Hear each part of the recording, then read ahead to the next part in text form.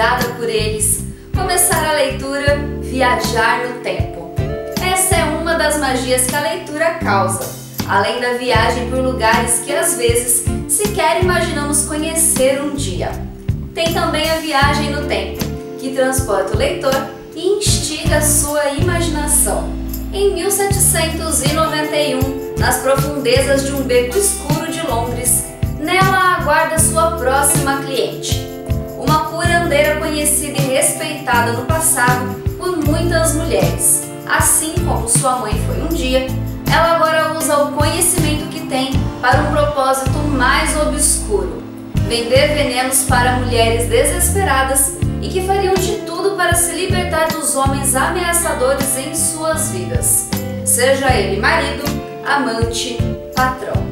Escondida em um pequeno espaço onde mal cabia uma mesa, atrás de uma parede com prateleiras vazias e um barril antigo, cheio de grãos de cevada podre, usado como disfarce, a loja que um dia foi de sua mãe, de um único cômodo, era lotada de clientes e seus bebês e dava uma sensação de calor e segurança às mulheres que queriam tratar suas enfermidades femininas. Após a morte de sua mãe, Nella, ainda muito nova, se apaixona por Frederick, um homem que surge como um refúgio em meio ao seu luto para a ajudar. Mas depois de sofrer um aborto causado pelo homem em que confiava, que usou suas ervas para lhe fazer mal e sumir no mundo, Nella descobre que a traição que sofreu foi muito maior do que beber de suas ervas como um veneno, quando a esposa de Frederick entra em sua loja pedindo que Nella fizesse algo para matar aquele homem que enganou as duas. Assim, para curar uma dor que lhe causaram, Nella passou a ser indicada boca a boca entre as mulheres que precisavam de sua ajuda para se livrarem de seus homens. Com um código de ética pessoal, Nella passou a fabricar venenos e a guardar segredos, transformando e solidificando esse elo entre as mulheres. Mas o que Nella não esperava é que a chegada de sua próxima cliente mudaria sua vida. Voltando para os dias atuais, a aspirante a historiadora Caroline está em uma viagem solitária que deveria ser a comemoração de 10 anos de casamento, um presente de seus pais. Mas depois de ler uma mensagem no celular de James, 2 dias antes da viagem, enviada por uma mulher que trabalhava com seu marido, e ter a confirmação que estava sendo traída há meses, Caroline decide embarcar para Londres e dar um tempo de toda essa confusão.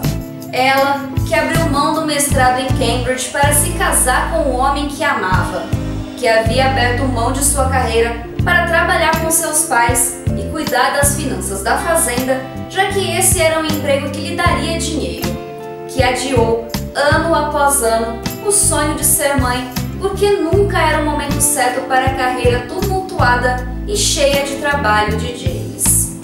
Quando decide finalmente fazer algo diferente, indo contra o itinerário feito com James, e para de ouvir a voz julgadora do marido em seus pensamentos de que não era boa o bastante, Caroline embarca em uma aventura de caça ao tesouro, vasculhando as margens lamacentas do rio Tamisa. Após encontrar um frasco azul sem nenhuma descrição, além de um desenho que parecia um urso, Caroline vai parar na Biblioteca Britânica para descobrir mais sobre o frasco. Com a ajuda de Gaynor, que trabalha na seção de mapas antigos, Caroline passa a investigar algo que sequer imaginou encontrar quando pegou o pequeno frasco azul. Em 1791, Elisa, de 12 anos, entra na loja de Nella enviada por sua patroa com a missão de comprar ovos envenenados para dar ao seu patrão no café da manhã.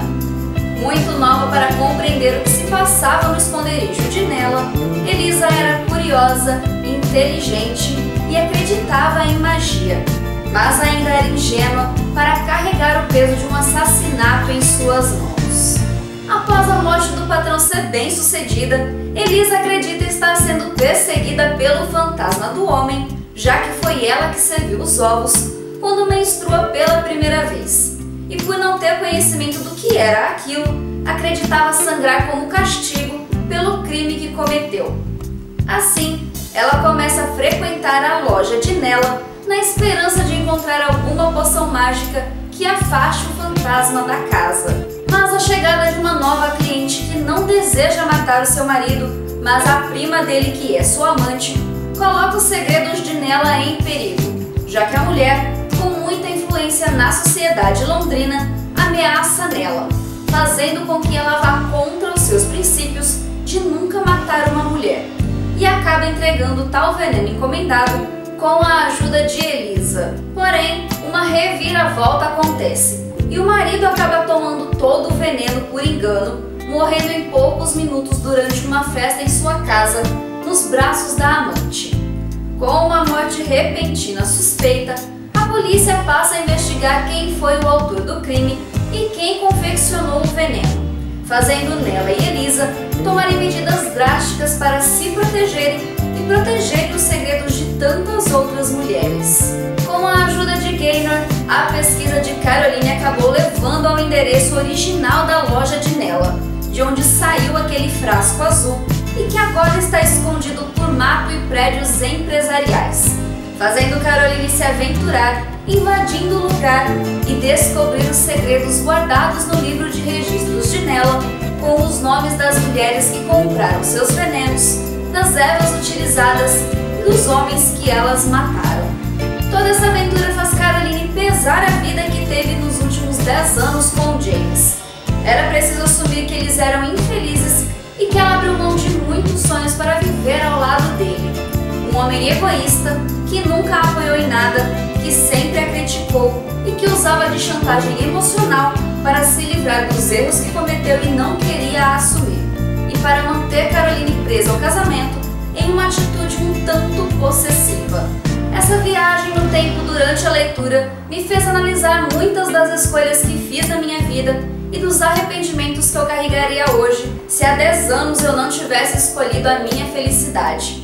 Mas além disso, a leitura traz à tona a sociedade oculta que existe entre as mulheres, sobre a luta desde sempre para nos protegermos dos homens e das vidas secretas das mulheres que usavam a natureza para curar tantas coisas, mas que foram brutalmente mortas, sendo acusadas de bruxaria. Por essas e outras é que, na minha opinião, as mulheres hoje precisam parar de julgar umas às outras, mas se unirem contra tudo aquilo e daqueles que ainda hoje precisamos nos proteger. A pergunta que eu deixo é: você já parou para pensar como seria a sua vida hoje se tivesse feito escolhas diferentes? A gente se vê no próximo vídeo. Até lá!